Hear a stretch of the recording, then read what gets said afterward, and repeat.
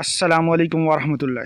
दोस्तों, आज मैंने अपनी गंदम में बकरियां छोड़ दी हैं चराने के लिए। ये मैंने क्यों छोड़ी हैं और इसका क्या फ़ायदा होगा, आज की वीडियो में मैं इसी पे बातचीत करूँगा।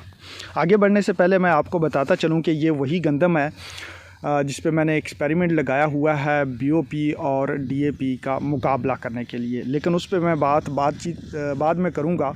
आपको दिखाऊंगा कि इनमें फ़िलहाल क्या फ़र्क महसूस हो रहा है, जहाँ पे मैंने डीएपी इस्तेमाल की है और जहाँ पे मैंने बीओपी इस्तेमाल की है। फ़िलहाल जो इस स्टेज पे है उनमें क्या फ़र्क नज़र आ रहा है। लेकिन हम आते हैं अपने मेन टॉपिक की तरफ और आपको बताते हैं कि ये बकरियां क्यों छोड़ी गई हैं। दोस्तों, अगर आप मुझे फ़ॉलो कर रहे हैं पिछले सालों से, तो आपको मालूम होना चाहिए कि मैं हर साल ही ऐसे ही करता हूँ कि जब मेरी गंदम 35 से 40 दिन के दरमियान होती है तो उसमें बकरियां छोड़ देता हूं। अब ये बकरियां मैं इसलिए छोड़ता हूं, एक तो ये है कि गंदम का कद जो है वो इस स्टेज पे एक दफ़ा कंट्रोल हो जाता है। गंदम जो है ऊपर की तरफ सीधी बढ़ने की बजाय उसका कद जो है ऊपर से कंट्रोल हो जाता है और नीचे से उसकी टिलरिंग जो है, जिसको हम झाड़ कहते हैं या जिसको हम शगुफ़े कहते हैं, वो ज़्यादा तादाद में बनना शुरू हो जाते हैं।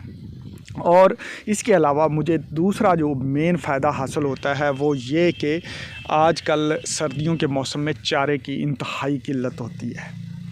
तो मैं बकरियों को छोड़ने से ये होता है कि मुझे ये अब 15 से 20 दिन के लिए जो है वो चारे की कमी पे पूरा उतरने में मदद मिलती है। मेरी बकरियां जो हैं वो भी सेहतमंद रहती हैं, चारा भी उन्हें खूब मिलता है। अब ये 15 से 20 दिन मैं एक खेत में नहीं छोड़ता। आपको पता है कि मेरी ये गंदम जो है वो 2 दिसंबर को काश्त 2 नवंबर को काश्त की गई थी और इसके बाद वाली जो है वो 15 दिन बाद और फिर 10 दिन बाद काश्त की गई थी। वक्फे से है।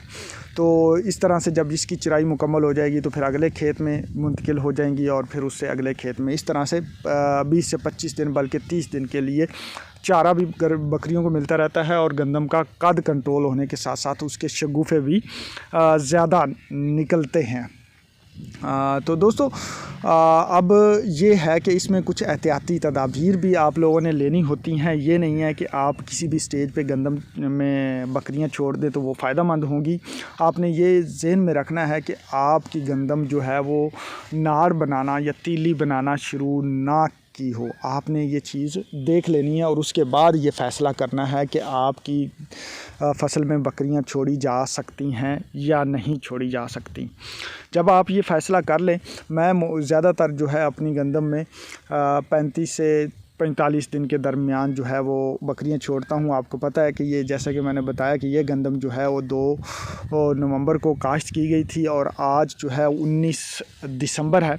तो तकरीबन 40 से 45 दिन के दरमियान ये गंदम का खेत चल रहा है। मैंने इस लास्ट वीक में इसमें छोड़नी थी क्योंकि मैं कहीं पे और मसरूफ़ था तो इसलिए नहीं छोड़ सका। तो आज मैंने इसमें शुरू कर दिया है। अभी ये तकरीबन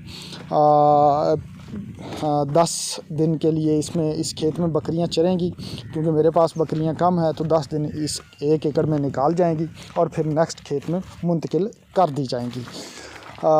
तो दोस्तों, ये है वो सारी सूरत हाल। अगर आप भी मुनासिब समझें और आपके खेत में मुनासिब समझें तो आप उसमें बकरियां छोड़ सकते हैं। इससे आपको 3-4 किस्म के फ़ायदे हासिल होंगे।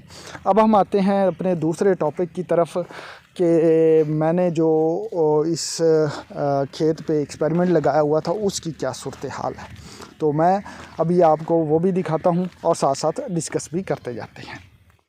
तो दोस्तों, यहाँ पे आप देख सकते हैं कि ये वो खेत है जहाँ पे बीओपी और डीएपी के मुकाबलातन एक्सपेरिमेंट लगाया गया है। इस साइड पे मैंने जैसे आप लोगों को बताया हुआ है कि डीएपी आधी बोरी इस्तेमाल की गई है और इस साइड पे जो है वो 1 बोरी बीओपी इस्तेमाल की गई है। बाकी चीज़ें जो हैं वो दोनों तरफ जो हैं वो एक ही तरह की अप्लाई की गई हैं। जो भी खादें हैं, जो भी पानी शानी, जो भी चीज़ें हैं, सारी की सारी एक जैसी हैं। अब मैं अगर इन खेतों को बगौर मुशाहदा करूं इस स्टेज पे, तो ये जो बीओपी वाली साइड है, ये आप देख सकते हैं कि इसमें इस तरह की टिलरिंग आपको नज़र आ रही है। थोड़े थोड़े यहाँ पे टिलरिंग मुझे जो है कंपैरेटिवली आप देख सकते हैं। मैं अब आपको दूसरी साइड पे भी इसी तरह ले चलूँगा और वहाँ का भी आपको मुशाहदा करवाऊँगा। अब हम ये जो खेत है ये BOP वाला है, जहाँ पे BOP अप्लाई की गई है।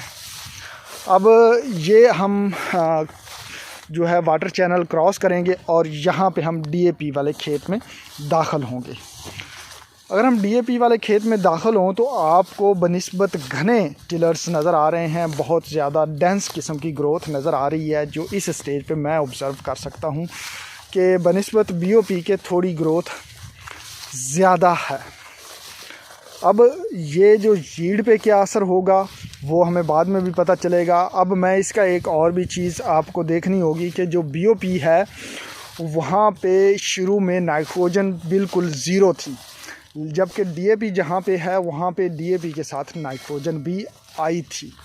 तो ये भी एक थोड़ा सा फ़र्क हो सकता है, लेकिन अल्टीमेटली जब यील्ड का कंपैरिजन होगा तो फिर ही मुनासिब तौर पे पता चलेगा हमें कि BOP के और DAP के जो पैदावार पे क्या असरात होते हैं। इस स्टेज पे मैं ये कह सकता हूँ कि DAP वाले एरिए में जो पौधों की ग्रोथ है वो ज़्यादा तेज़ है, ज़्यादा घनी है बनिस्बत BOP वाले। अगर हम यहाँ पे भी, ये है BOP का खेत, तो यहाँ पे थोड़े से गैप, उतने ज़्यादा डेंस ग्रोथ नहीं है जितनी DAP वाली साइड पे है।